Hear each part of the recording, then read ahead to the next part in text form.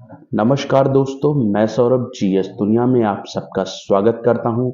UPPSC RO ARO री exam की तैयारी हम लोग कर रहे हैं और पॉलिटी की सीरीज को चला रहे हैं जो प्रीवियस ईयर क्वेश्चंस की सीरीज है।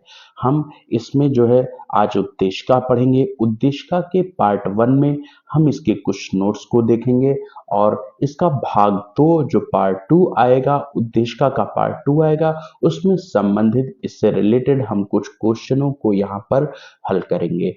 उद्देशिका के बारे में आज हम बात करेंगे। उद्देशिका क्या है, कहाँ से लिया गया, क्या प्रकार की गई है। देखिए, मैं उद्देशिका के बारे में बात करता हूँ। उद्देशिका यानी अर्थात प्रस्तावना। प्रस्तावना का जो मेन प्रमुख है, प्रस्तावना दो जगह से ली गई है।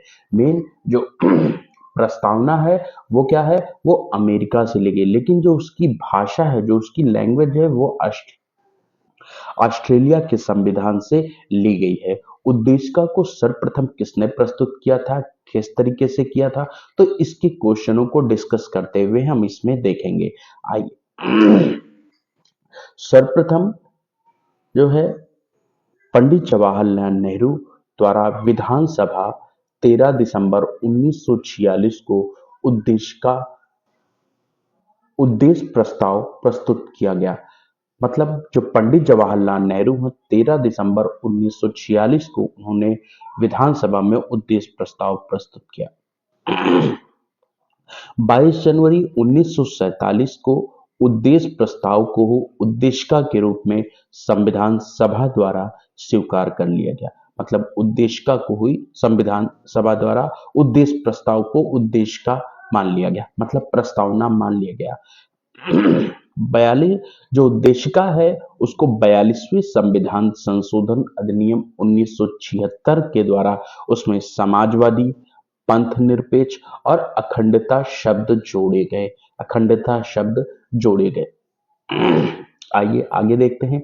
जो भारतीय संविधान की उद्देशिका में भारत को संपूर्ण प्रभुत्व संपन्न, समाजवादी, पंथनिरपेक्ष, लोकतंत्रात्मक और गणराज्य के रूप में घोषित किया।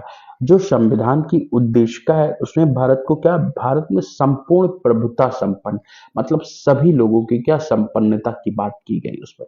समाजवादी, समाजवादी में क्या है कि ऊंच नीच कोई भी ऐसा नहीं है, वो समाज में सभी वर्ग को बराबर हित में लेकर के ये बात वहां पर रखेगी कि कोई ऊंच नहीं है, कोई नीच नहीं है, सभी व्यक्ति क्या है, आपस में बराबर है। इसमें गांधीज्म की बात की गई है, नेहरूज्म की बात की गई है, जो सभी लोग समानता से लोग इसको जानते थे।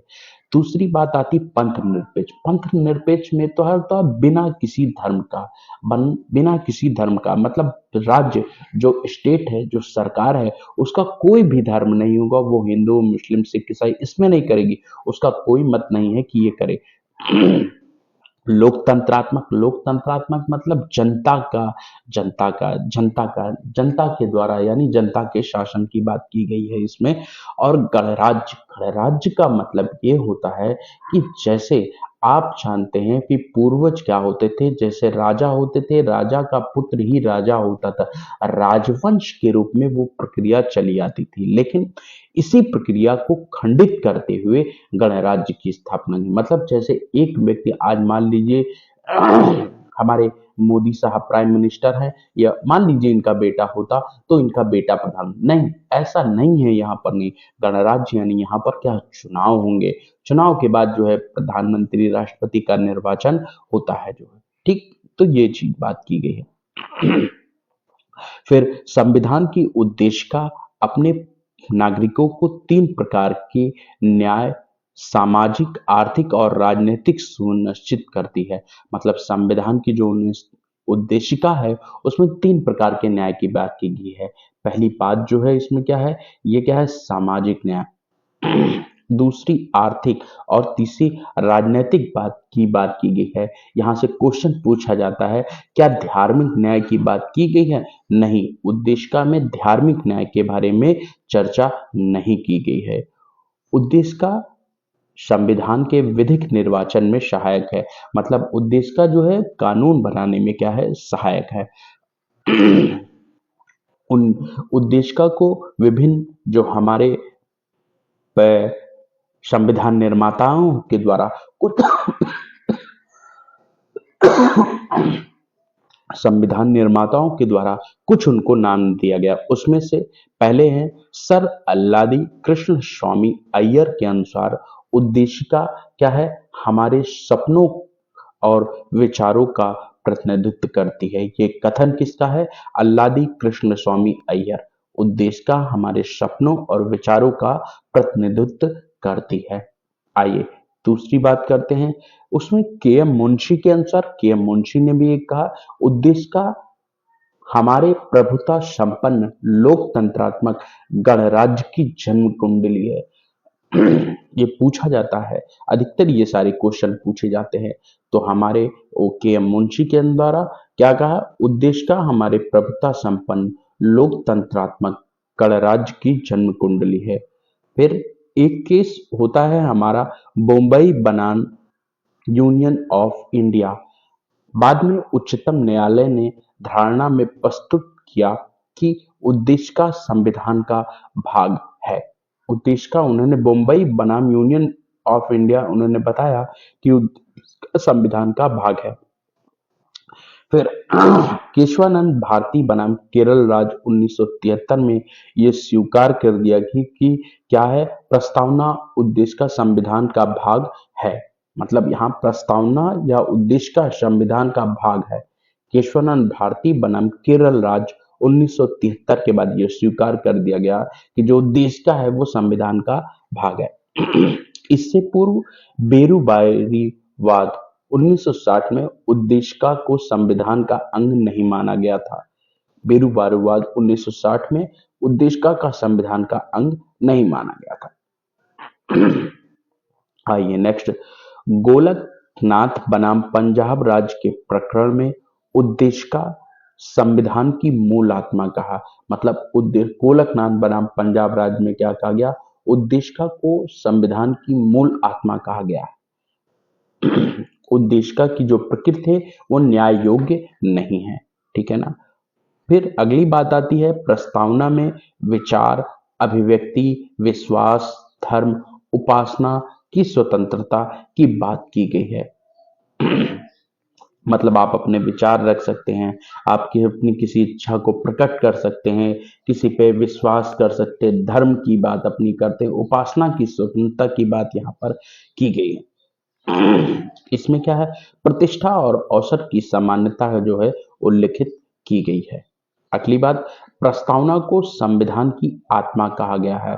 प्रस्तावना को, अब देखिए यहीं से क्वेश्चन से पुट अप होते हैं कि संविधान की आत्मा और हमारे मौलिक अधिकार में आर्टिकल 32 है जिसको संवैधानिक उपचार की बात की गई है वहां, ठीक है।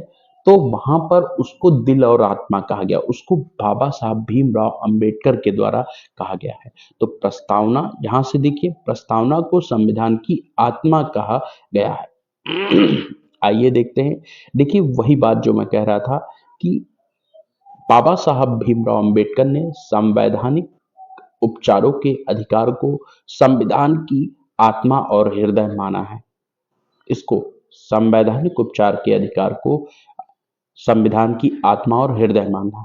के एम मुंशी ने क्या कहा, इसे राजनैतिक जन्म पत्री कहा था जो है। और सुभाष कश्यप ने इसके बारे में कहा, संविधान शरीर है तो प्रस्तावना उसकी आत्मा है। संविधान अगर शरीर है तो प्रस्तावना उसकी आत्मा है और प्रस्तावना आधारशिला है, तो संविधान उस पर खड़ी अट्टालिका है।